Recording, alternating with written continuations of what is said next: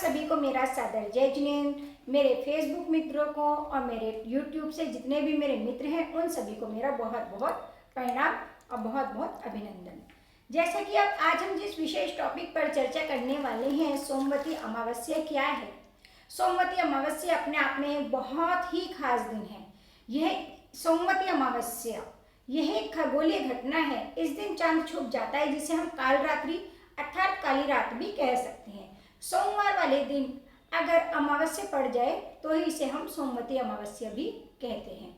इसके बहुत मायने अगर हम धर्म ग्रंथ के हिसाब से देखें, अपनी विपत्तियों के हिसाब से देखें कि इस दिन अगर हम कोई भी मनोकामना के लिए कुछ भी करते हैं, पितरों को प्रसन्न करने के लिए, यह दिन विशेष तौर पे बहुत मायने रखता है।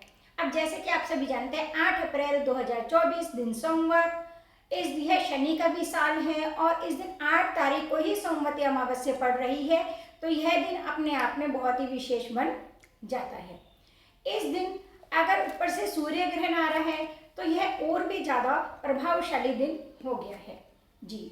अगर हमारे जीवन में बहुत रुकावटें आ रही हैं, हमारे कोई भी काम बनते बनते बिगड़ रहे हैं और हमें पढ़ाई से संबंधित समस्या, प्रॉपर्टी से संबंधित समस्या, जीवन में स्वास्थ्य से संबंधित समस्या बहुत ज़्यादा हो रही है, हम कोई भी कार्य करते हैं उसमें अड़चने ही अड़चने आती जा रही हैं, हमारा मकान नहीं बन पा रहा है हर तरह से, और हमें बहुत ज़्यादा एडिक्शन आ गया है, हमारे जीवन किसी चीज़ के लिए लेकर बहुत ज़्यादा लत हो गई है, तो उन सभी को दूर करने के लिए यह बहुत ही खास दिन है। इस दिन हम ऐसे कौन से उपाय करें कि हमारे सभी मनोरथ पूरे हो जाएं। अब जैसे अब इसमें हम क्या करें कि हमारे घर में जितनी भी आइटम है, मान लिया हमारे घर में सोफ़ा है, टेबल है, कुर्सी है, मोबाइल का चार्जर है, कुछ भी हमें अपने घर में से हजारों आइटम होती हैं हमारे घर में, उनमें से कोई सी भी 27 आइटम को थोड़ा सा मूव करना है। मान लिया मेरा मोबाइल का चार्जर है, तो अगर मेरे मोबाइल और उसका जो चार्जर है उसे मैं उसकी जगह से दूसरे प्लग पे लगा देती हूँ तो वो मेरी एक आइटम बनी जाएगी। इसी तरह हम बच्चों की रैक, अपना सोफ़ा, कुर्सी, अलमारी, अलमीरा, बुक अलमीरा, इस तरह से हम कोई भी आइटम अपनी 27 उनकी जगह से मूव करते हैं तो भी हमारे जीवन में जो रुकावटें आ रही हैं स्पेशली वो दूर हो जाती है। अगर हम 27 आइटम भी नहीं कर सकते हैं तो हम कम से कम हमें 9 आइटम करनी चाहिए। नंबर 2, हमें आज 7 अप्रैल की शाम को 1 गिलास पानी में थोड़ी सी चीनी मिलाकर रख दें। इससे वह हमारे घर की सारी नेगेटिविटी अपने अंदर ऑब्जर्व कर लेगा। अगर हम अब 7 को नहीं कर पाते हैं तो कल सुबह हम मॉर्निंग में सो के उठ के हम इस कार्य को कर सकते हैं। कल शाम को दिन छिपने से पहले, मतलब शाम को 6 सवा 6 बजे के करीब हम उस पानी को अपने घर के बाहर किसी गमले में या पौधे में या किसी पार्क में कहीं पे भी किसी के पैरों में ना आए और उस पौधे में हम उसको डाल सकते हैं। उससे हमारे घर की जितनी भी नेगेटिविटी होगी वह सब चली जाएगी। बिल्कुल हमें अमावस्या वाले दिन अपने घर में नमक, नींबू और फिटकरी का पोंछा लगाना चाहिए। हम इसमें क्या कर सकते हैं, अपने घर की साफ सफाई करा लें और बाद में नमक, सेंधा नमक, नींबू के रस का और फिटकरी के पानी का हमें पोंछा लगवाना चाहिए जी। बिल्कुल, हाँ जी, बिल्कुल। हमें सुबह को सूर्य उदय से पहले उठें, सूर्य को नमस्कार करें और ओम ह्रीम नमः की भी जाप करनी चाहिए। इस दिन हम कम से कम 11, 21, 125 हम कितनी भी जाप कर सकते हैं। नमक के पानी का पोंछा लगाने से हमारे घर की नेगेटिविटी खत्म होती है। हमें अपने सोने के कमरे में, जिस कमरे में हम सो रहे हैं उस कमरे में हमें भक्तामृत जी काव्य नंबर 17 का पाठ करना चाहिए।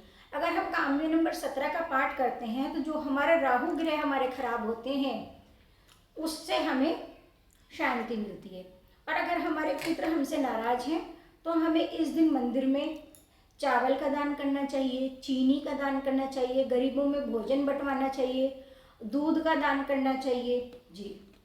अब बात करेंगे अगर हम इसकी, इस दिन हमें और क्या करना चाहिए। इस दिन हमें ब्रह्मचर्य से रहना चाहिए। हमें इस दिन दूसरे के घर का भोजन नहीं करना चाहिए, अपने देव पितरों की किसी बड़े की बुराई नहीं करनी चाहिए, नाखून और बाल नहीं काटने चाहिए, शरीर पर तेल नहीं लगाना चाहिए, झाड़ू नहीं खरीदनी चाहिए, आटा नहीं खरीदना चाहिए। आटे की हम गोली बनाकर मछलियों को डाल सकते हैं। इस दिन हमें सात्विक भोजन करना चाहिए, हमें चटपटा बहुत ज़्यादा तामसिक भोजन नहीं करना चाहिए। इस दिन हमें अपने नज़र भी उतरवानी चाहिए, हमें गायों की सेवा करनी चाहिए, भंडारा करवाना चाहिए, काला कपड़ा इस दिन नहीं पहनना चाहिए और इस दिन हमें स्पेशली भगवान की आराधना भी करनी चाहिए। और इस दिन सूर्य ग्रहण भी है। वैसे तो ये सूर्य ग्रहण भारत में दिखाई नहीं दे रहा है, लेकिन फिर भी अगर हमारे घर में कोई भी प्रेग्नेंट महिला है तो उसे उस दिन थोड़ा सा शाम को रात को 9:12 से लेके रात को 1:20 अर्थात 9 अप्रैल की सुबह 1:20 तक 9 अप्रैल की सुबह तक यह ग्रहण रहेगा। दूसरे देशों में आप अपने समय के अनुसार देख सकते हैं, ये मैं भारत का समय बता रही हूँ। भारत में यह ग्रहण नहीं दिखाई देगा, लेकिन इसका कुछ ना कुछ आंशिक प्रभाव हमारे जीवन में, क्योंकि एक खगोलीय घटना होती है तो कुछ ना कुछ प्रभाव हमारे जीवन में भी पड़ता है।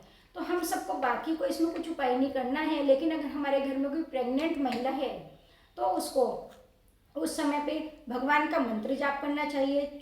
चाकू, छुरी, कैंची, पिन का उपयोग नहीं करना चाहिए और कुछ भी खाना नहीं चाहिए। कोशिश करें कि उस वक्त ना कुछ खाए और ग्रहण खत्म होने के बाद में अपने घर को गंगा जल का छिड़काव करना चाहिए या नमक के पानी का पोछा लगाना चाहिए। इस दिन हम और क्या करें, उगते हुए सूर्य को देखते कर ओम ह्रीम नमः की जाप करनी चाहिए।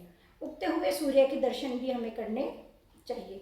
रात्रि का भोजन ना करें, चाय, कॉफ़ी इन सब का भी हमें त्याग करना चाहिए। अपने पिताजी के चरण छूने चाहिए और उन्हें 1 गिलास पानी अपने हाथों से पिलाएं। इससे हमारा राहु ग्रह शांत होगा और हमारे जीवन में जो समस्याएं आ रही हैं उनका निवारण होगा। जब हमारे पितर हमसे प्रसन्न होंगे तो हमें आशीर्वाद देंगे, जब हमें आशीर्वाद देंगे तो हमारे सारे बनते बनते जो बिगड़ते बिगड़ते काम है वो सब भी बन जाएंगे। बिल्कुल, अगर आपकी इससे रिलेटेड कोई भी इंक्वायरी है, कोई भी समस्या है तो आप मुझे कमेंट बॉक्स में लिखें, मैं आपको प्रश्नों का जल्दी से जल्दी उत्तर दूंगी। ऐसी बहुत अच्छी अच्छी वीडियो के साथ मैं आपसे मिलूंगी। आप मेरे चैनल को अगर सब्सक्राइब नहीं किया है तो आप उसे सब्सक्राइब करें। तब तक के लिए सादर जय जय।